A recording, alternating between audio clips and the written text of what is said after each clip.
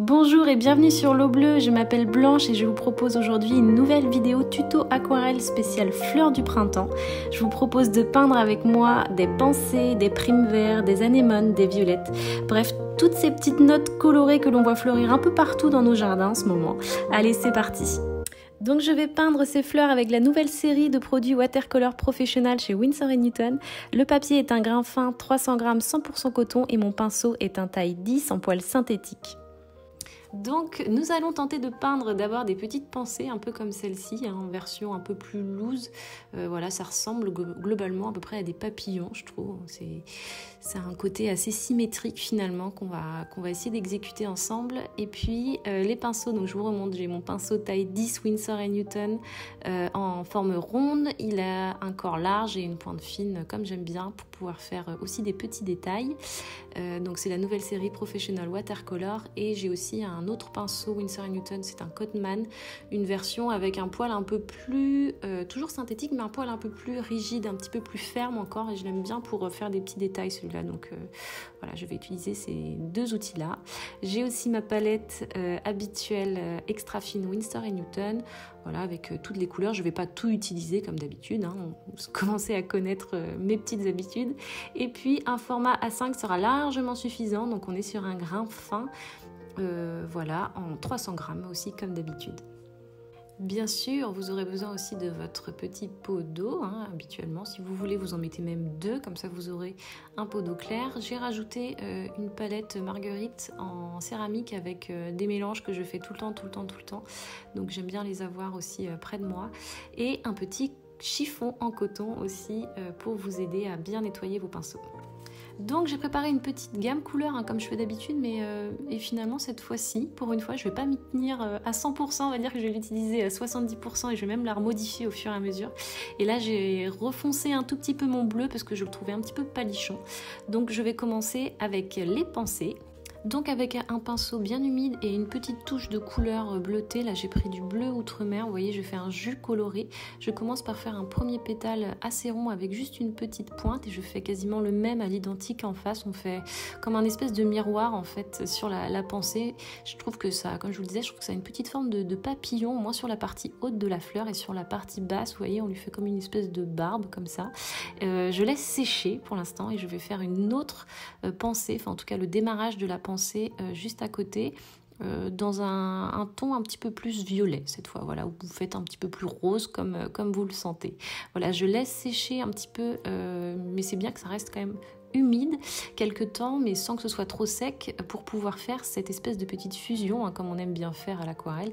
On place juste la pointe de notre pinceau avec une couleur très foncée. Là j'ai fait un bleu que j'aime bien faire avec du bleu de Prusse et du violet Winsor. Donc vous voyez, je viens placer mon pinceau au cœur de la fleur, hein, sur la partie où il y a le pistil et je tapote pour laisser la fusion se faire naturellement. Donc je vais laisser sécher cette première partie puisqu'on va faire quelques étapes de séchage, hein. C'est plusieurs techniques différentes qu'on va faire sur la pensée. Et en attendant, je vais faire l'anémone. Donc là, je vais faire une anémone rouge. Alors ça m'a pris comme ça. Voilà, je voulais faire une anémone rouge alors que c'était pas forcément prévu dans mon petit plan que j'avais préparé. Et voilà, l'anémone rouge, donc j'ai utilisé un lac écarlate, hein, vous le connaissez maintenant bien parce que c'est le rouge que j'utilise tout le temps. Et j'ai formé 5 pétales, vous voyez, avec une petite perspective comme ça. Ensuite, je prépare un petit vert tendre assez clair avec du vert de vessie et une petite touche d'ocre jaune. Donc ça va faire une espèce de vert tendre assez clair et je vais lui faire une petite tige, alors en la faisant peut-être un tout petit peu plus large que la tige de l'anémone est toujours un peu plus large, et puis c'est sa petite collerette de feuilles à côté. Je passe aux violettes. Alors les violettes, je vais les faire très loose, hein, vous voyez, en quelques coups de pinceau comme ça. Je fais comme une petite étoile de mer finalement, en laissant juste un peu de blanc, de réserve de blanc au cœur de la fleur. Elle a des grandes langues comme ça, la violette, qui pendent un petit peu comme des mini iris, c'est assez rigolo. Voilà, vous essayez de les faire quand même un petit peu loose avec votre pinceau large. De toute façon, on n'aura un petit peu moins de précision, mais ce sera quand même très joli. On viendra ajouter de la précision après avec le pinceau un peu plus fin. Voilà, vous leur faites des toutes petites tiges très fines, hein, parce que voilà, quand on a envie de faire un bouquet de violettes, c'est toujours très compliqué, on le sait bien. Les tiges sont tellement fines et ce sont des fleurs tellement fragiles, mais bon, souvent on y arrive, ça peut rendre très bien un petit bouquet de violettes. Donc voilà, essayez de les rapprocher un petit peu pour faire comme si elles étaient un petit bouquet, si c'est possible. On fait quand même un petit bourgeon juste en dessous et des feuillages très ronds. Hein, voilà, je fais des tout petits ronds là, mais on pourrait faire des plus grands, hein, ça dépend de la variété de la violette. Là, c'est plus la violette sauvage de nos pelouses, on va dire, donc je les ai fait comme ça. Pour continuer sur les fleurs de nos jardins et de nos pelouses, hein, vous allez vous dire que je prends pas le temps d'entretenir ma pelouse, et c'est vrai d'ailleurs. J'ai plein de violettes et plein de primes verts un peu partout sur ma pelouse parce que je n'ai absolument pas le temps d'aller dans mon jardin. Voilà pour la petite parenthèse perso, hein, même si j'aimerais passer plus de temps. Malheureusement, j'en manque, comme beaucoup, et voilà. Alors pour pallier à ça, à ce manque de temps dans le jardin, voilà, je les peins sur le papier. C'est très plaisant aussi. Donc pour réaliser le prime vert, j'ai utilisé un jaune citron avec une pointe de jaune de Naples, vous voyez, que j'ai utilisé en très lavé comme ça, en très transparent. Et comme pour les autres fleurs, on va laisser sécher un petit peu, on reviendra faire le cœur de la fleur un peu plus tard. Et vous pouvez faire une autre version du prime vert avec un ton un petit peu plus violet, mauve. J'ai utilisé du violet cobalt et une pointe de rouge indien pour le désaturer un petit peu. Voilà, c'est une version aussi du prime vert, il y en a des très colorés, mais là c'est la version de mon jardin. Voilà, j'ai été très transparente avec vous aussi là-dessus. Et puis j'aime bien toujours faire une petite naissance de bourgeons ou de début de fleurs qui arrivent juste à côté. On va revenir sur les violettes qui ont séché un petit peu, donc on va leur faire comme sur les pensées un petit cœur avec un violet beaucoup plus foncé ou une teinte beaucoup plus foncée à l'intérieur, hein, puisque si vous avez l'occasion d'observer des violettes, c'est un petit peu ce qui se passe à l'intérieur, vous voyez des petits points un peu plus foncés. Je vais utiliser cette même couleur que j'ai toujours dans mon pinceau pour repasser, hop, marche arrière sur les pensées, hein, voilà, qui ont bien séché. Voilà, je vous conseille d'attendre cette étape de séchage de la première partie, puisque vous voyez, ça nous permet de faire son petit chapeau de pétales qui a juste au-dessus des deux premiers pétales principaux. Et puis on peut utiliser cette même couleur, vous voyez, pour donner un petit peu plus de précision déjà sur le pétale un peu plus large du bas, ainsi que sur les deux premiers pétales en haut. Voilà, on peut s'amuser à faire un peu plus de détails maintenant que c'est sec. Donc là, je fais un petit exercice de fusion sèche, c'est assez intéressant, vous voyez, avec le trait de couleur encore humide que je viens de faire, j'utilise un pinceau avec un peu d'eau à l'intérieur, d'eau claire, et je viens dégrader comme ça un petit peu plus manuellement la couleur vers le centre de la fleur. Donc bon, c'est une technique comme ça de fusion qui est aussi intéressante, ça fait une espèce de glacis. Voilà, je lui rajoute ces petites tiges aux pensées, et puis je vais m'occuper de la deuxième pensée qui attend son petit chapeau coloré aussi juste au-dessus, hein.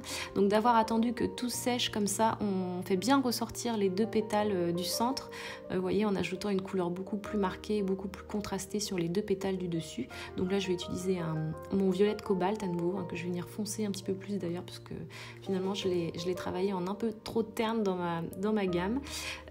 Donc je peux aussi ajouter sur cette pensée des espèces de petites moustaches comme ça au centre, avec voilà, ma couleur beaucoup plus foncée, faire un effet un peu plus graphique sur les pétales, les trois pétales principaux. Donc des pensées, il y en a de toutes les sortes, de toutes les couleurs, il y en a des beaucoup plus unies, il y en a des beaucoup plus colorées, beaucoup plus graphiques. Vous pouvez faire vraiment les couleurs qui vous donnent envie.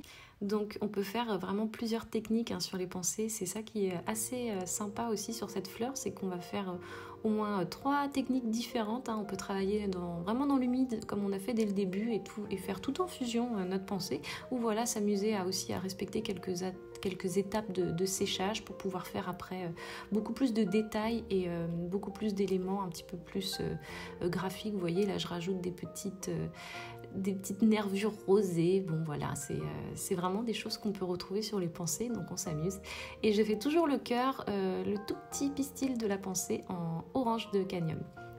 Donc on peut s'amuser après à faire un petit muscari, hein, ces fleurs très bleutées en forme de graines, de petites grappes comme ça à graines. Donc on fait des tout petits ronds, d'abord très pigmentés en bas de la fleur, et puis plus on monte, vous voyez, un peu comme la lavande, on lui fait des ronds un peu plus clairs, voilà, pour donner un peu plus de transparence. Et puis ceux du bas, je les fais même vraiment en vert, hein, pour la naissance des fleurs qui sont encore en bas, qui sont encore en mode vert et tout neuf. Voilà, j'en ai fait un second juste à côté. Voilà, faites pas des trop gros grains, parce que c'est vrai que souvent le muscari, finalement, c'est des tout petits ronds, hein, ça ressemble pas mal à la lavande. Ça va être la couleur, je pense, qui fera surtout la différence. Donc on passe à une fleur très mignonne qu'on voit partout, qui est la petite marguerite des jardins, hein, oui, parce que j'en ai aussi dans mon jardin, j'en ai partout en ce moment. Et cette marguerite, vraiment qui est presque, je pense que c'est même une mauvaise herbe, hein, on peut appeler ça une mauvaise herbe, c'est un peu la difficulté de cet exercice. Donc vous voyez, j'ai mis d'abord un cœur orange de cadmium tout petit que je suis venue diluer comme ça avec mon pinceau fin en tirant cette couleur, vous voyez, sur les extrémités sur quelques millimètres. Voilà, et après je laisse les fusions se faire juste avec la transparence de l'eau, et pour apporter un peu plus de tonalité et de couleur, je viens mettre juste au bord des pétales des petites touches comme ça de mauve, de violet. Ici c'est toujours mon violet de cobalt, vous voyez, pour qu'on retrouve quand même, qu'on puisse identifier un petit peu cette fleur de marguerite. Je vous avoue que c'est pas le plus simple à faire, mais voilà, tester quand même, c'est tout en transparence, et puis c'est assez sympa à faire. Il y a beaucoup d'éléments qui sont maintenant secs sur notre petit répertoire de fleurs de jardin. Donc on peut faire, vous voyez, les petits détails des primes verts en faisant une petite étoile au centre. Voilà, on va faire la même technique que la pensée tout à l'heure du haut. On va venir dégrader la couleur de manière sèche comme ça, en écrasant le pinceau avec de l'eau sur les pétales. Vous voyez, ça permet de dégrader un peu plus la couleur. Et puis on peut refaire des fusions en rajoutant des pigments au centre de la fleur. Ensuite, je vais faire le cœur de mon anémone qu'on n'a toujours pas fait, hein, depuis tout à l'heure. Pour créer donc une couleur vraiment très foncée au cœur de la fleur, on va faire un mélange avec du gris de peigne et un tout petit peu d'alizarine cramoisie, et ça va nous permettre vraiment de faire le cœur très très foncé des pistils. Donc on fait une espèce de petite couronne comme ça autour du premier rond qu'on aura fait, et j'en ai même fait 2 comme ça très fines. Et ce qu'on peut faire, c'est que, vous voyez, avec toujours la même technique, hein, on prend son pinceau un petit peu humide et puis on vient tirer comme ça la dernière petite couronne qu'on vient de faire, tout en transparence. Comme ça va nous permettre de rajouter des détails, un petit peu plus de nervure sur les pétales. Donc et ben voilà, je rajoute mon rouge, hein, que j'ai purement inventé et improvisé sur ce petit lexique, mais finalement je trouve que ça rend plutôt bien. J'espère que ça vous a plu. Si le cœur vous en dit, vous pouvez enchaîner comme moi sur un motif un peu plus loose comme ça, toujours avec des pensées, qui reprend un petit peu les fleurs qu'on vient juste de peindre ensemble.